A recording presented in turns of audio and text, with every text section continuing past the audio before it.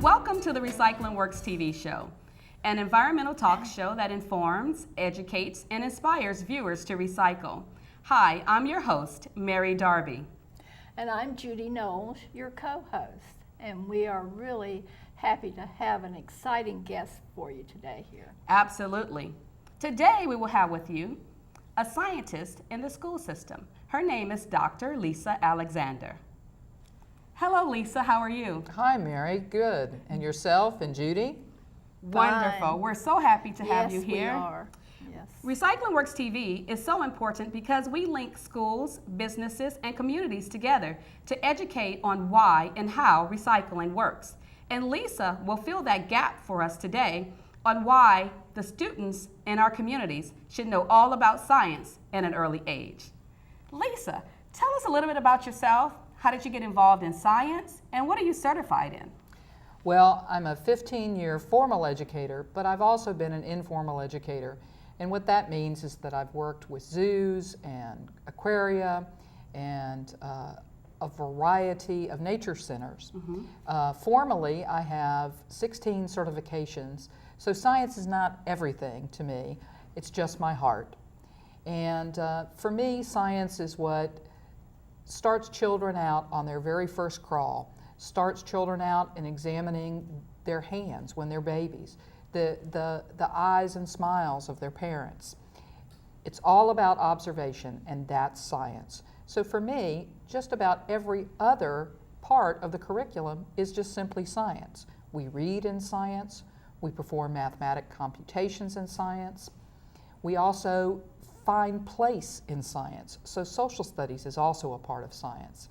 And every aspect of science is in our daily lives, from the cookies we bake to the milk we drink to the television we're watching now. It's all about science. So basically you would say that education or science is at the heart of education because it's like almost the core, or if not the core. I truly believe that. Now, not everybody does, because certainly there are those of us who like literature, but I would then say there's wonderful literature that engages us through science. Beautiful poetry, beautiful nonfiction as well as fiction. And Lisa, I've been hearing that there are some changes that are going to take place in the science curriculum, not only locally, but across the nation. How do you feel about that? Do you feel it's time that we really focused more on science? Absolutely, Judy. And the last time we did change the science curriculum across the nation was 1996. And you know, there's been a lot of science that's gone on since then. A lot of people will hear about the Common Core. And the Common Core curriculum is something that touches on, or I should say focuses on, English language arts and reading and mathematics, and only touches on social studies and science. And the way it does touch on social studies and science is through literacy. In other words, through reading, writing, speaking, and listening. We want our children and all Americans to be very good communicators, and that's what literacy is about. So when we hear about the Common Core in the coming year, that's what we're hearing about in terms of science. We're hearing about communication in science. Now, specific to science in the coming years, and by the year 2016, this will be a completed project, we have what is known as the Next Generation Science Standards, and those are nationwide. Now, each state, though, will have about a 20% leeway as to how they want to interpret those standards. But for the most part, the core of those standards, of the Next Generation Science Standards, will be the same all across the country, from kindergarten through 12th grade. That's great. But I guess my question in terms of the Common Core, in terms of education, not the education, science, the science curriculum, you said there's like a 20% lead for each state that they'll have to implement. But what type of things would they actually learn in the science curriculum? Like, or, you know, would it be like earth science, life science, natural science? What type of sciences are, can you elaborate on that? Well, typically what we have in all K-12 environments across the United States is that the kindergarten through the 5th grade year is developed around the 3 core sciences, which are earth science, life science, and physical science. And then when we transition to middle school, we take each of those middle school years and focus on one of those 3 sciences. Typically, here in Georgia, for instance, 6th grade is earth science, 7th grade is life science, and 8th grade is physical science. And the way those sciences differ are not so much conceptually, because the concepts of science draw us all the way through learning science. But life science will be about what we think of as life. So we'll study plants, we'll study animals, we'll study the ecosystem. In earth science, on the other hand, we'll study physical features of the earth. We'll study weather, we'll study oceanography and outer space. In physical science, we'll study how things move. We'll study how things are moved through simple and even complex machines. And basically, we'll study the science of Newton. Okay. I would imagine that you're a very good science teacher. I'm already enthralled with what you're saying about the differences in the sciences. Well, thank you. I don't really have a favorite science because all sciences fit together. And you can't really learn about life science unless you know about physical. But then on the other hand, physical science doesn't really make sense unless you can apply it in the life sciences and the earth science. So while we do separate things for the ease of learning, it's just really because there's so much, we can't put it all in one year. Right. Well, we're going to take a break because Dr. Lisa Alexander, a science curriculum specialist, is sharing some wonderful information with us about the science world. But when we return, we'll ask her more specifics about science in the schools. We'll be right back. Please stay with us. Hi, I'm Judy Knowles, and I'm the director of Keep South Fulton Beautiful. That sounds like a slogan, doesn't it? But Keep South Fulton Beautiful is much more than a slogan. We're a nonprofit, 501c3 grassroots organization. Keep South Fulton Beautiful operates on a 5-step program. We get the facts, we involve the people, we plan systematically, we focus on results, and we provide positive reinforcement. We would love for you to join us. Welcome back to the Recycling Works TV show. The Recycling Works TV show links communities and businesses together to educate about how and why recycling works. Today joining us is Dr. Lisa Alexander. She's a science... Today joining us is Dr. Lisa Alexander. She's a science curriculum specialist. Lisa, welcome back. Thank you. We were discussing earlier about the different types of sciences. There's life science, earth science, physical science, natural science. But I was curious, when or where does students actually begin to learn about recycling and the environment and caring for the environment in one of those science specialist areas? Well, technically, students have a formal curriculum beginning in kindergarten. But of course, we know a lot of children begin in pre-K, in pre-kindergarten. And in any school setting, you're likely to find a recycling team of students who will go around the school and recycle paper, recycle plastic, recycle aluminum. Oftentimes, either as a team or a club, as I said, and that will not only inform the students, but it will often act as something of a fundraiser for some of their other activities. I know in the past, when I've been an elementary teacher, we used that opportunity to raise funds so that we could release butterflies in conjunction with Earth Day, so that we could have large Earth Day activities that we could invite the community to. And what I would say about when is the best time, though, is as soon as children are cognizant. You know, as soon as they see that first piece of trash on the ground, the first teacher a child ever has is their parent. So that teacher needs to make them aware that that piece of trash can be recycled. But formally in the school system, is it when they're actually going through the earth science curriculum that they actually begin to really develop their recycling skills and their appreciation for the environment? Well, it's really interesting that you asked that because we try to weave it through several places in the curriculum. And in fact, you'll also see it in social studies curriculum as well. But most often we'll find it in life science, because we'll be looking at what we need to do to not create opportunities for there to be dangerous washing away of topsoil, and all of that really does fit into recycling. We want to be sure that children understand that nature needs to be nurtured. Right, exactly. Lisa, you have answered part of the question I was going to ask you too, but could you elaborate a little bit on, for our viewers, about where parents can go for resources to get their children interested? What type of resources? Any ideas that you have? Well, we have just a plethora of resources here in the Atlanta area, and especially in South Fulton. Cochran Mill is a wonderful place to take children for them to experience nature. We also have wonderful activities that are available at the zoo. Oftentimes in the summer there are a variety of outdoor camps that are available. And in fact, the zoo runs a camp as well as the aquarium. Throughout Fulton, there are other activities. If you want to drive a little further from South Fulton to go up to the Chattahoochee Nature Center, it's just great for those activities and for children to have the opportunity to go to summer camps, to actually go throughout the year at those informal education facilities such as the zoo, Cochran Mill, Chattahoochee Nature Center, and the aquarium.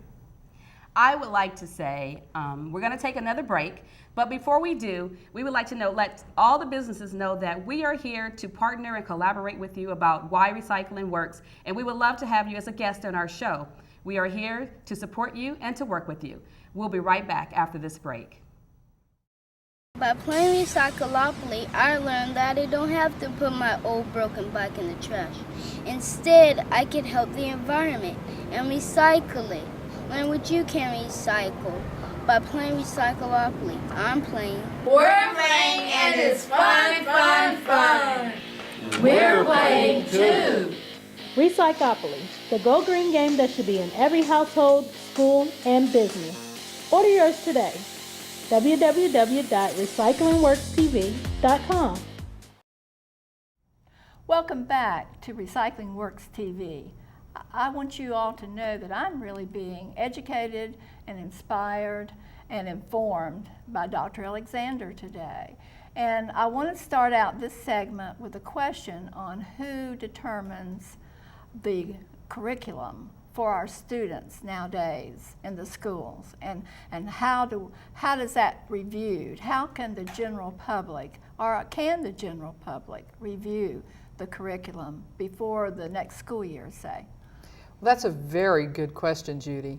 For the most part, the curriculum is determined by the state, and then each individual school system will determine the pacing or sequence of the material that is required to be taught in a particular year.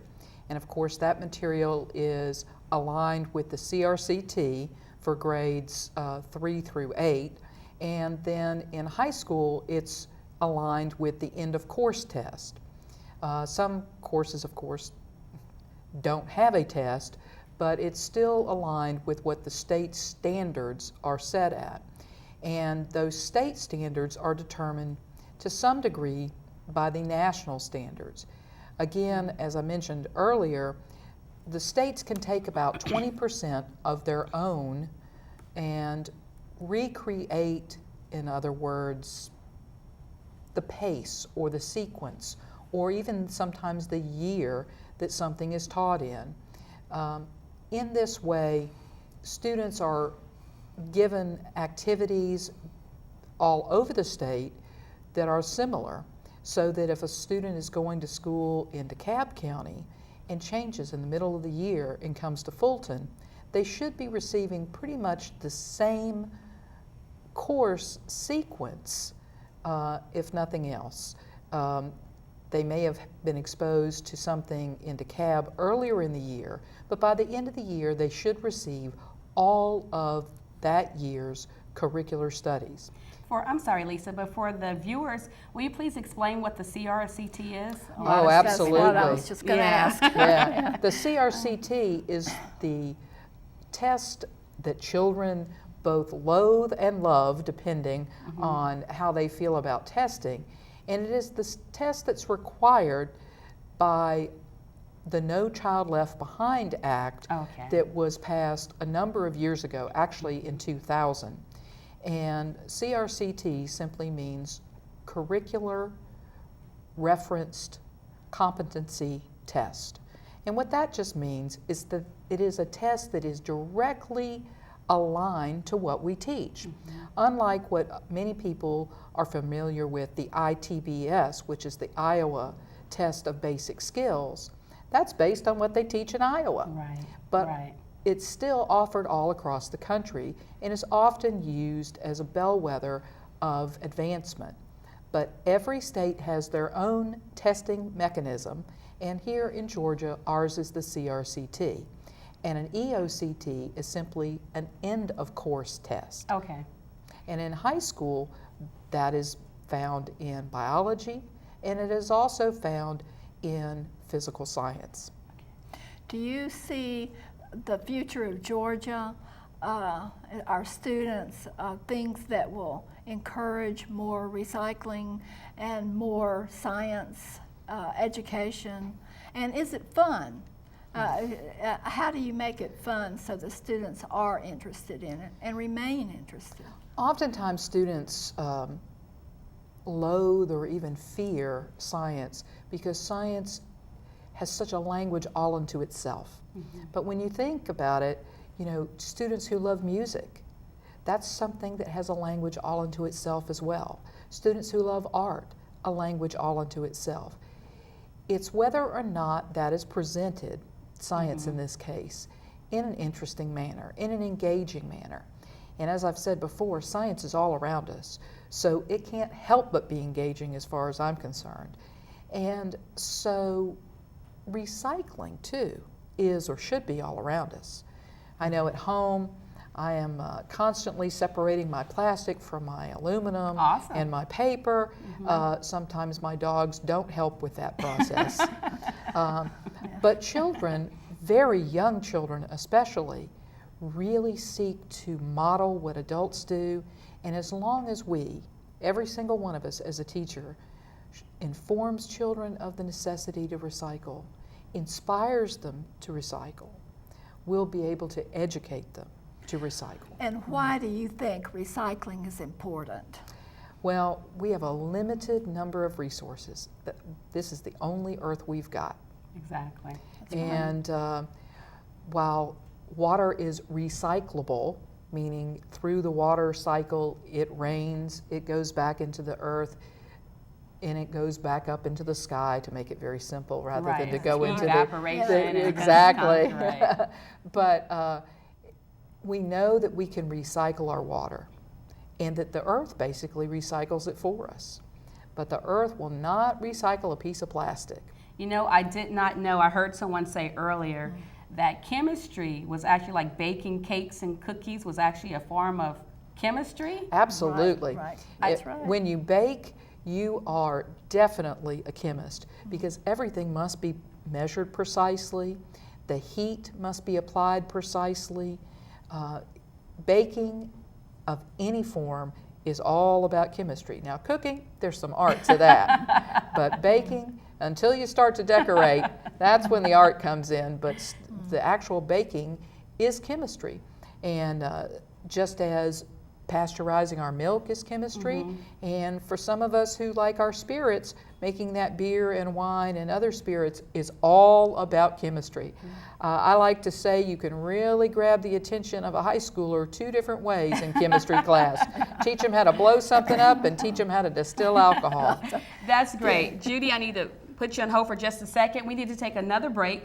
But when we return, we'll continue with Dr. Lisa Alexander, the Science Curriculum Specialist, and we'll explore more about why and how recycling works. Stay tuned. We'll be right back.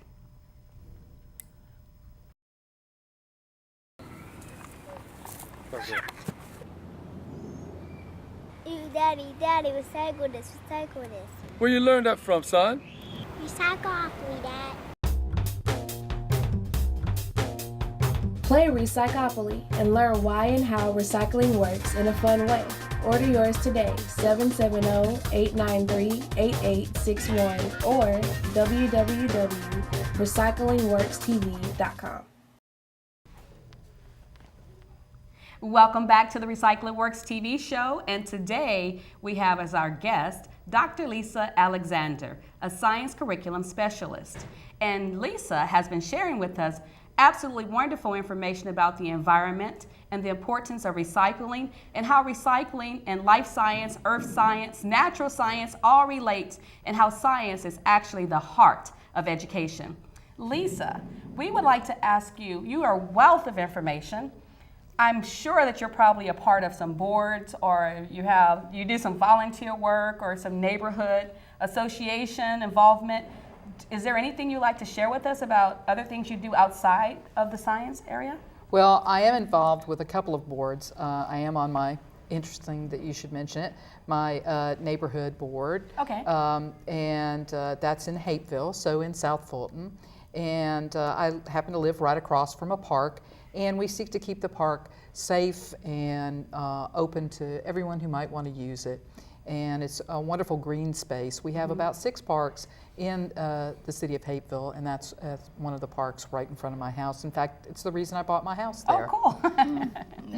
Very good. And I'm also on the Keep South Fulton Beautiful board, and that's very important to me. As a teenager, I lived in South Fulton, and I've lived all over the country, but I chose as an adult to make my home in Atlanta and in the South Fulton area, and to be a homeowner and to be involved in the community. That's great. I've been involved with other organizations in South Fulton and in the Hapeville area in particular, including the Garden Club, though my fellow members of the Garden Club can pretty well tell you, I'll go out and dig a hole to plant something, but I can't guarantee that it'll grow. So I'm much more likely to pick up some garbage and get some recycling done than to get anything green growing. I'm much more an animal biologist than I am a plant biologist. Okay. Well, thank you so much, Lisa, for being here. And we'd like to know if you have a little short, funny story from your as it happens, I probably do. And some people will think of this as an icky story. But there's a wonderful children's story called How to Eat a Fried Worm. And it's a short story. Well, actually, it's not a short story, but a short book, and a great introduction to reading a novel for a child because it is so short. And it's basically the story of 2 boys who try to one-up each other by eating different things and doing different things. And one challenges the other to eat a fried worm. And in trying to inspire children to both read and become involved in science, a number of years ago I created 2 little growing, I guess you would call them boxes. They were glass on all sides, and I filled them with earth and earthworms. And they were able to watch for about a month the earthworms go about their daily business. It's basically called vermiculture, and all I had to do was go and get some worms from the local bait shop and put them in the container, and they watched them grow and go about their daily wormy business. And one day, towards the end of about a month of them watching, and these were first graders, I came into their room and in fact brought all the first graders into the room, and I brought them treats. I had styrofoam cups filled with brownies and crumbled up Oreos and gummy worms for them. Because for me, I reached into the vermiculture, pulled out a worm, dusted it off, put it in a little container of water, and then promptly Oh my goodness. ate the worm. Now, You didn't fry him? I didn't fry them, no, because in the book, the fried worms, they use lots of ketchup. And I'm fond of ketchup, but not typically with my worms. Oh.